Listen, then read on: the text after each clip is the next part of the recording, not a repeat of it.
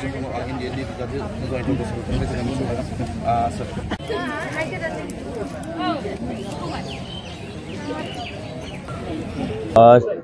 फुङाव आङो आंनि सिबिनां फुजिनां अबंलावरि बाथौ बोराइ बाथौ बुरिनि खाथियाव आङो खुलुमनाय होग्रोदोंमोन। बिनि उनाव आंनि जोनोमगिरि बिमा बिथांखौ आङो खुलुमनानै बोर लादों। बिनि उनाव आंनि भट सेन्टार 350 नं थांगाबारि एलपि स्कुलाव फैनानै आङो क'क्राझार लखल समस्तियाव बिजाथि हिसाबै जितु आंनो गसंदों, आंनि देरहानो थाखाय आङो भट होनो मोननानै जोबोद गोजोननाय मोनदों।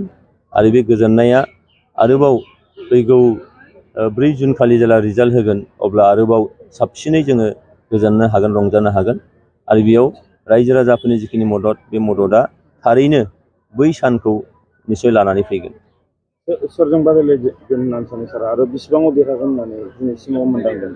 दिनै जिखिनि थासारिखौ नायदों, थांनाय गोलाव सम फोसावदिंनानै जि मोनदांदों, रायजो राजाफोरनि गावनो गाव जेराव लैहोर लैहोर फैनानै फोसावदिंनायाव बाहागो लाफैदों आरो खना खनला मोनफ्रोमबो गामिफोरनिफ्राय जों जिखौ रिपर्ट लानानै मोनदों, दा बेयाव नुदों जे एनडिए हिसाबै जोङो 3 दोलो दङ आरो बे एनडिएखौ दिनै ब्रह्मा बिष्णु महेश्वरजों रुजुनाय जादों।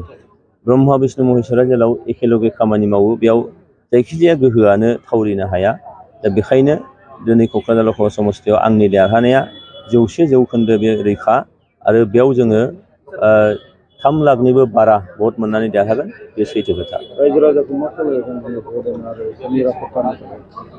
दिनै जिथु थांनाय माखासे साना जोबोद गरममोन, मानसिफ्रा माने उसाव बादाव जादोंमोन। खिन्थु दिनैहाय मिथिंगा बिमाया दिनै अखा हाहोनानै मोनसे गोजोन थासारि लाबोबाय, दुंहावनिफ्राय दिनै मोनसे गुसु थासारि लाबोबाय आरो बेजों रायजो राजाफ्रा दिनै जोबोद गोसो माने गुसुयैनो मेलेमैनो बिथांमोना भट होनो हागोन।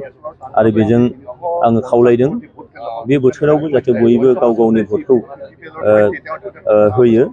मानोना गणतन्त्र देशआव बे जोंनि मोनसे अधिकारल' नङा, बेयो जोंनि मोनसे डिउटिबो। बे डिउटिखौ रायजो राजाफ्रा मोजाङैनो पालन खालामो आं मिजिं खालामदों। आरो आं खावलायदों जे बिथांमोनहा जेन' गोजोन सान्थियै भटखौ जाहाथे होयो, दावराव दावसि फारसे रावबो जाहाथे गोसो होआ। आरो आंहा फोथायनाय दं दिनै जिथु सान्थिया फैबाय जोंनि ओनसोलाव आरो दिनै सरकारानो दिनै सान्थिखौ लाबोदों, बे बेलायाव रायजो राजाया गोजोननि फारसे बिथांमोनहा दङ आरो गोजोनखौ बिथांमोनहा जेब्लाबो लाखिगोन।